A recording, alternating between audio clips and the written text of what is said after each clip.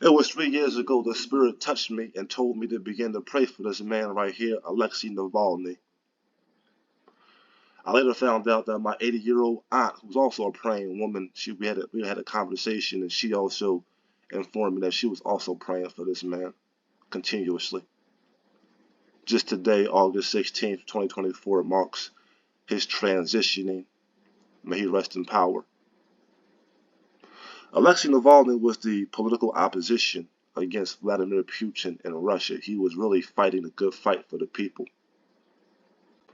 He was a man who really stood for the people and for the betterment and the quality of their lives. I believe he attended Yale University at law school. He was a lawyer. And he used his legal abilities and powers to try to expose some of the political corruption which takes place over there in Russia. And before we even continue with this conversation, we just want to have a quick moment of silence.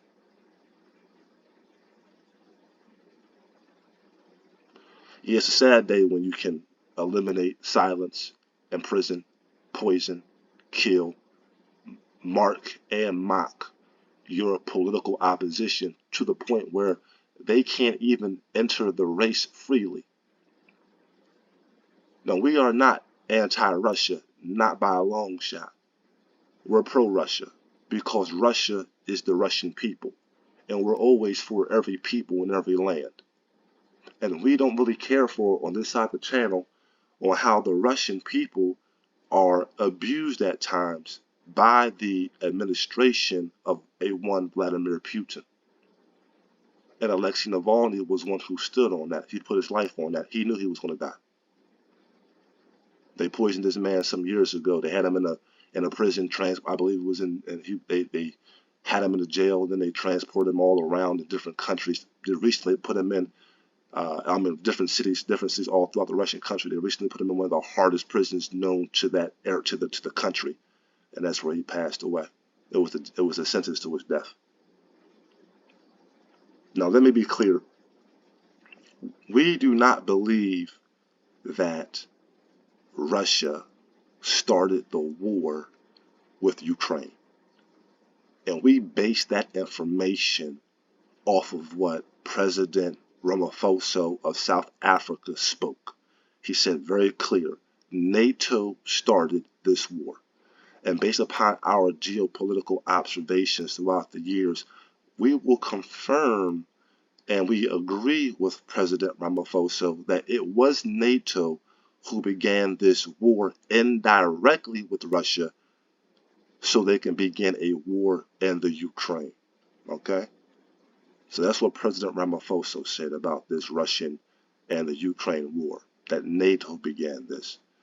And so that's one side of it. So we're not talking along those lines. We want to dissect this properly. We want to show you the receipts as to what political leaders have spoken. Okay. But now, when you look at Vladimir Putin, not like I said, not his acts against the Ukraine, because we can actually understand why he made that move to some degree, based upon our observations, based upon what President Ramaphosa has already spoken. The interesting thing about that is this, though, I will say this, and this is why the reason BRICS, as massive economically it can be, it will not be victorious over America, because within each country there are turmoils to some degree. Not turmoils, but there are disputes to some degree. South Africa, for example, if Vladimir Putin steps foot into South African soil, he will be arrested on sight. So while the president of South Africa believes and speaks openly and publicly that NATO began the war between Russia and Ukraine, the South African legal system has in place that they will arrest Vladimir Putin on sight. So these are the type of things which are going on in BRICS, which makes it very difficult for BRICS to succeed over the American GDP. Okay, let's be clear on that. I do not advise anyone to take their money out of the American banks in fear of the BRICS new currency. BRICS new currency with Brazil, Russia, India, China, South Africa, now Egypt, Ethiopia, Iran, and the UAE. But the S in BRICS stands for the South Africa. Now, with all these countries coming together, they are going to create and utilize a new currency, a new world currency, which will contend with the American dollar, which will be backed by substances, precious metals, something tangible other than the fiat currencies which the leading economies throughout the world, many of them, not all of them, but many of them use. They use the fiat currency based upon paper money, backed by nothing tangible, backed by nothing of value except just the paper money. And this is what Muammar Gaddafi was trying to accomplish before his assassination by the Barack Obama administration. He was trying to create a currency backed by gold bullion, which he had in his banking reserves, to unify the continent of Africa, the United States of Africa, backed by gold bullion, the gold dinar. And so before he could complete this mission, he was taken out of here. And this, we've had this conversation before. When the conversation of currencies come up, guns come out. And so now you will see a new currency come on the scene, probably a digital one, which will be in uniform with BRICS. Until then, they will probably use some of the more already known cryptocurrencies on the market, such as Bitcoin, Ethereum, and such as those that can be found on those Coinbase sites, things of that nature. But they're going to have a digital currency. And so now America, they understand what I'm saying. They know all of this. This is nothing new to them.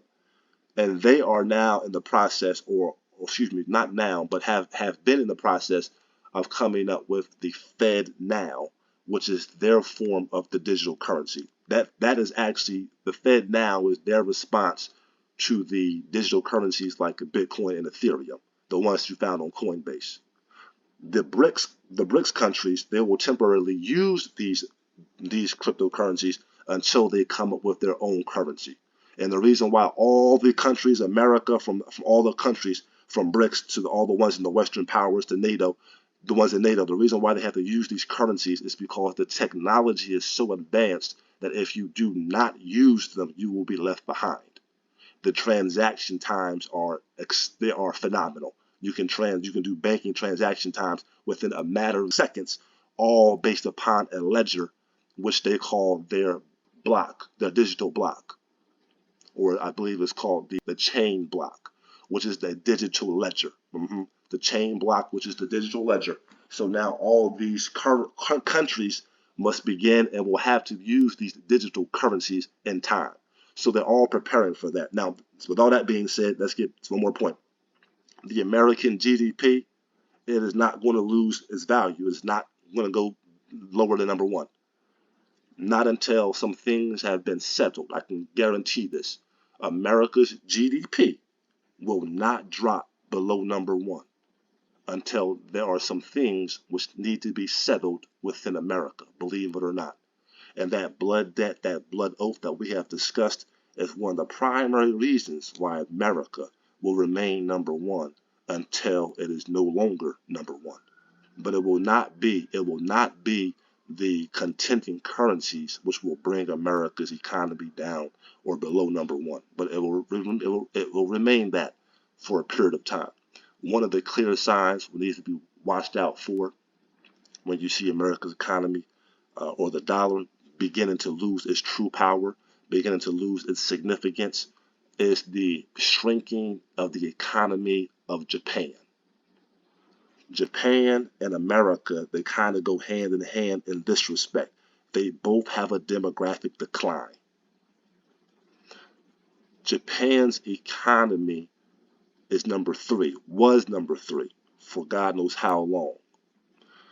America's economy is number one.